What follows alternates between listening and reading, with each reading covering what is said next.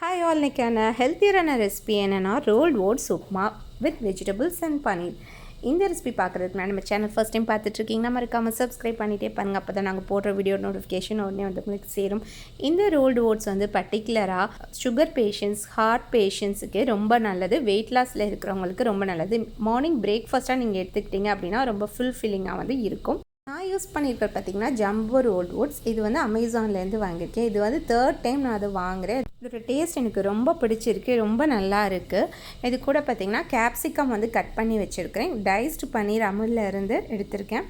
And frozen piece, ஒரு carrot cut பண்ணியிருக்கேன், ஒரு பெரிய வெங்காயம் குட்டி குட்டியாக கட் பண்ணது, 2 க்ரீன் சில்லிஸ், ஒரு சின்ன பீஸ் இஞ்சி. இதெல்லாம் தான் வந்து ரெடியாக எடுத்து வச்சுருக்கேன். ரொம்ப ரொம்ப சிம்பிள் அண்ட் டேஸ்டியாக இருக்கும். ட்ரை பண்ணி பாருங்கள். இன்றைக்கி நான் பண்ண போகிறது கொஞ்சம் ஸ்பைஸியாக இருக்கும். இப்போது உப்புமா செய்கிறதுக்கு 2 கப் அளவுக்கு ரோல்டு ஓட்ஸ் எடுத்துகிட்டு ஊற வைக்கிறேன். ஊற வைக்க முன்னாடி பார்த்திங்கன்னா நல்லா வாஷ் பண்ணணும். சம்டைம்ஸ் வந்து டஸ்ட் இருக்க சான்ஸ் இருக்குது. ஸோ அதனால் 2-3 தடவை நான் வாஷ் பண்ணிடுவேன். வாஷ் பண்ணிவிட்டு அதுக்கப்புறமா கொஞ்சம் நேரம் ஒரு 10 மினிட்ஸ் போல் நம்ம ஊற வைக்கணும். இந்த ரோல்டு ஓட்ஸ் பார்த்திங்கன்னா தைராய்டு, பிசிஓடி இருக்கவங்களுக்கு ரொம்ப சப்போர்ட்டிவாக இருக்குது. ஏன்னா அது வந்து க்ளூட்டன் ஃப்ரீ பிரேக்ஃபாஸ்ட்டாக வந்து எடுத்துக்கலாம். இதில் பெரிய லெவலில் வந்து அவங்களுக்கு சப்போர்ட் பண்ணுற அளவுக்கு விட்டமின்ஸ், மினரல்ஸ் அதிகமாக இல்லைனாலும் அட்லீஸ்ட் வந்து இது க்ளூட்டன் ஃப்ரீயாக இருக்கிறதுனால நீங்கள் வந்துட்டு இதை எடுத்துக்கலாம். இப்போ அது ஊறும்போது நம்ம வெஜிடபிள்ஸ், கேரட் அண்ட் பீஸ் இருக்குல்லையா, அது வந்து பாய்லிங் வாட்டரில் கொஞ்சம் சால்ட் ஆட் பண்ணி ஒரு 10 மினிட்ஸ் வந்து கொதிக்க விடணும். இன்பிட்வீன் பன்னீரை வந்து குட்டி குட்டியாக வந்து கட் பண்ணிக்கிறேன். இது கட் பண்ணாமல் நீங்கள் அப்படியே ஃபுல் க்யூபாக கூட நீங்கள் ஆட் பண்ணிக்கலாம்.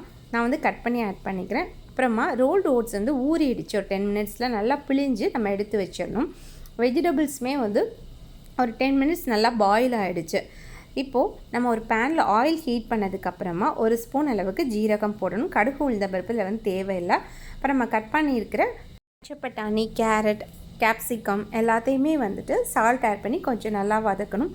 கேப்சிகான் மட்டும் வந்து ஓவராக வந்து வதக்கிடக்கூடாது. லைட்டாக வந்து ஒரு ஸ்டிர் ஃப்ரை பண்ணதுக்கப்புறமா இம்மிடியேட்டாக நம்ம பன்னீர் ஆட் பண்ணிடணும்.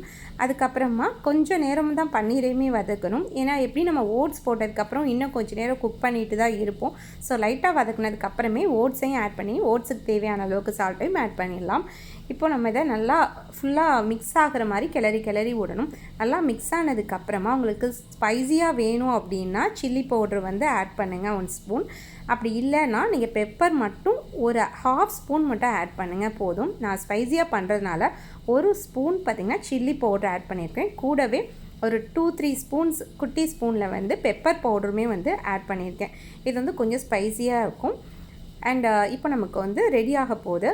இது கூட வந்து கொஞ்சமாக நம்ம வாட்டர் ஆட் பண்ணிவிட்டு ஒரு 3 to 4 மினிட்ஸ் சிம்மரில் வந்து வச்சிடணும். அதுக்கப்புறமா ஓப்பன் பண்ணிவிட்டு ஒரு 5 மினிட்ஸ் ஹை ஃப்ளேமில் மிக்ஸ் பண்ணி விட்டுக்கிட்டே இருந்துட்டோம் அப்படின்னா நமக்கு ஓட்ஸ் உப்புமா வந்து ரெடி ஆயிடுச்சு.